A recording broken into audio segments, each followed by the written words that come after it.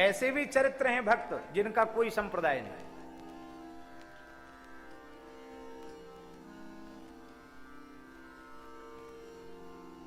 अब हम आपसे पूछते हैं, सिलपिल्ले बाई का कौन सा संप्रदाय है? बोलो।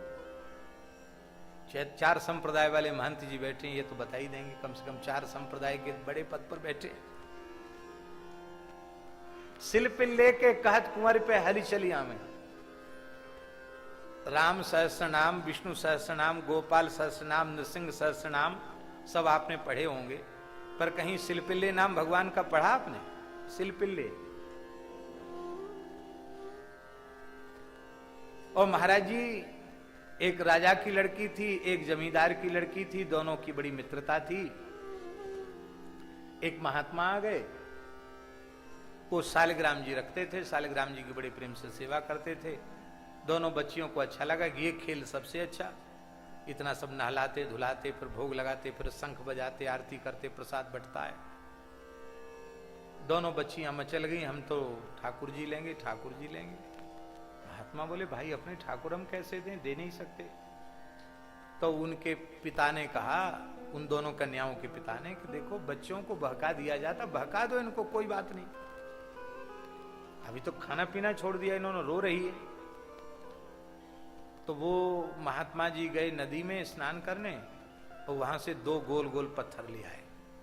काले रंग के पत्थर थे, वो लेके आए, बढ़िया से उनको स्नान ध्यान करा के, बढ़िया इतर लगा के, और खूब लंबे चौड़े चंदन के तिलक करके, और खूब तुलसी जल पधरा दी, और उन दोनों शिलाओं को तो ऊपर रख दिया, तो अपने ठाकुर जी सिंहासन से नीचे बिछोना बिछा के, आसन बिछा के विराजमान कर दिए। बोले देखो अब रो मत, तुमको ठाकुर जी मिलेंगे। 2 ठाकुर हैं हमारे पास, एक तो राजा ठाकुर हैं, एक सिपाही ठाकुर हैं। छोटी बच्चियों ने पूछा, राजा ठाकुर कौन? अरे बोले जो छड़ी छत्र लगा के सिंहासन पे बैठे हैं वो राजा, और जो अर्दली के रूप में नीचे बैठे हैं वो सिपाही। तो छोटे बच्चों को इतना पता तो होता ही कि राजा बड़ा होता, सिपाही बड़ा नहीं होता। अरे बोले हम सिपाही उपाही लेके क्या करेंगे, हम तो राजा लेंगे, राजा ठाकुर लेंगे। दे दिए। वही तो उनको अभीष्ट था कि सालिग्राम जी के नाम पे पत्थर दे दो इनको, दे दिया। तो महाराज जी हमारे ठाकुर जी का नाम क्या है?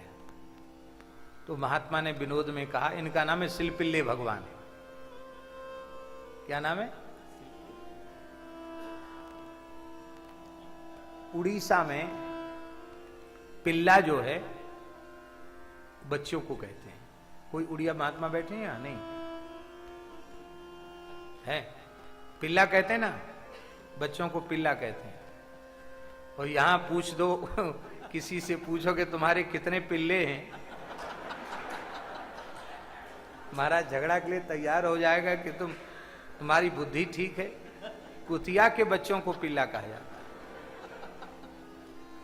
तो ऐसा लगता है कि शायद उड़ीसा की घटना होगी, क्योंकि सिल पिल्ले, शिला के पिल्ले माने टुकड़े, शिला के पुत्र, ऐसा नाम विनोद में रख दिया। अब उन्हीं की सेवा पूजा करें और सिल पिल्ले सिल पिल्ले सिल पिल्ले सिल पिल्ले सिल पिल्ले सिल पिल्ले जपें। समय से दोनों के विवाह हुए। राजा की कन्या का विवाह तो राजकुमार के साथ हुआ। वो जब जा रही थी विदा होकर के, तो बारात लौटते समय एक सरोवर के तट पर रुकी। वो दुल्हा के मन में आया कि ये जिस राजकुमारी से मेरा ब्याह हुआ है मेरी तरफ तो देखती ही नहीं, एक डलिया हाथ में लिए है, बस उसी की तरफ देख, वो सिलपिल्ले भगवान को ही देखती थी। ये कैसी विचित्र है, इसने मेरी तरफ देखा नहीं, और यहां भी एकांत अवसर, यहां भी कुछ नहीं बोल रही है। उसकी समझ में आया कि हमारे और इसके प्रेम में बाधक ये पिटारी ही है। बस उसने क्या किया, वो भगवान उठा के सिलपिल्ले भगवान डाल दिया अगाध जल से भरे सरोवर। अब तो कन्या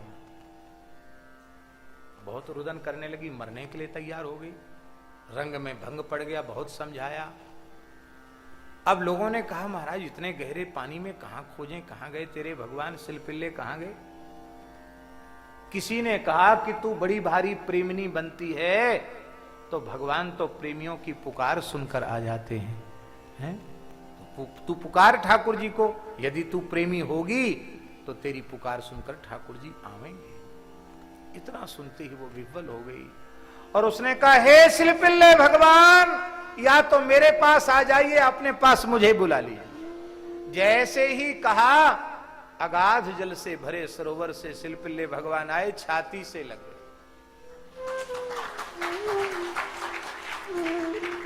महाराज जी पहली दंडोत तो पति देव ने करी।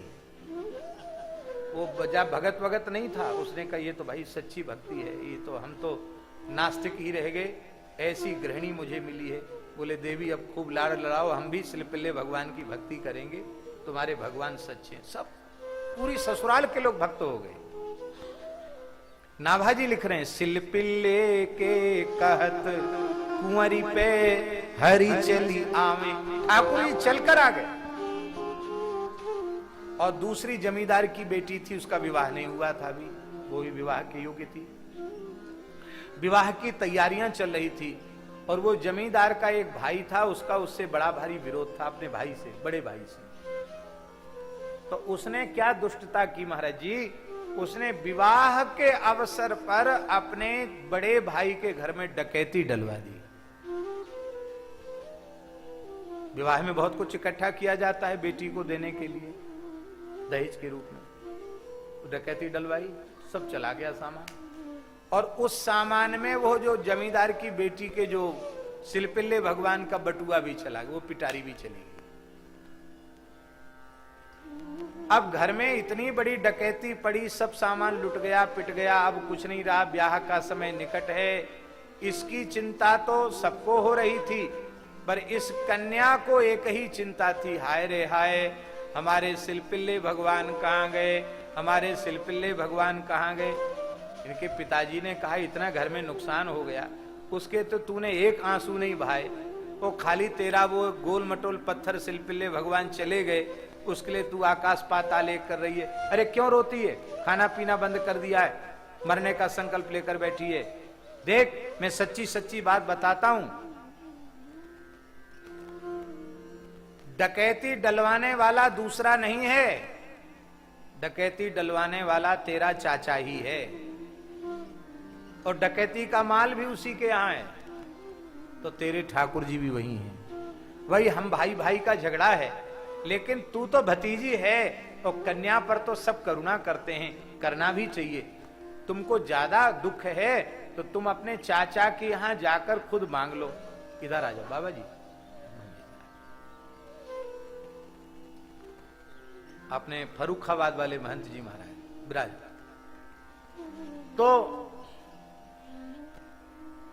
तो महाराज जी क्या हुआ, वो कन्या गई, बोले चाचा जी मैं एक ही भीख मांग रही हूं, मेरे प्राणों की भीख मुझे दे दो। तेरे प्राणों की भीख? हाँ। बोले मेरे प्राण तो तुम्हारे घर में है। कौन? शिल्पिल्ले भगवान, वो हमको दे दो। बात तो सही थी, शिल्पिल्ले भगवान तो उसी के यहां थे। इधर आ जाओ महाराज, इधर महाराज जी इधर आ जाओ, यहां जाओ सामने। शिल्पिल्ले भगवान तो वहीं थे, लेकिन अब वो स्वीकार करता है अपनी भतीजी के रोते हुए देख करके, तो प्रमाणित हो जाएगा कि चोरी इसने करवाई। उसने कहा कि तू झूठा आरोप लगा रही कि मैंने तेरे घर में, मैं क्या जानूं तेरे शिल्पिल्ले कहां गए। हाँ, अरे तू अपने शिल्पिल्ले के लिए रोती रोती वहां से यहां तक आ गई, तो तेरे शिल्पिल्ले यहां होंगे तो तेरे पास नहीं आवेंगे क्या? बड़ी भारी भक्तानी बनती है। उस कन्या ने रो करके कहा, हे शिल्पिल्ले भगवान, या तो आ जाइए, नहीं तो प्राण छटपटा रहे हैं तुम्हारे पास जाने के लिए। शिल्पिल्ले भगवान आए और छाती से लग गए, चाचा चरणों में पड़ गया, दोनों भाइयों का विरोध शांत हो गया। मेरे बड़े भाई की लड़की कितनी भक्ता है, ठाकुर जी ने इसको हृदय से लगाया है। महाराज ठाठ से ब्याह शादी भई, सब झगड़ा खत्म हो गया। अब वो शिल्पिल्ले तो न तो किसी संप्रदाय का मंत्र है, न किसी सहस्त्र नाम में नाम आया है, लेकिन शिल्पिल्ले के नाम से ही उस बिचारी का कल्याण हो गया।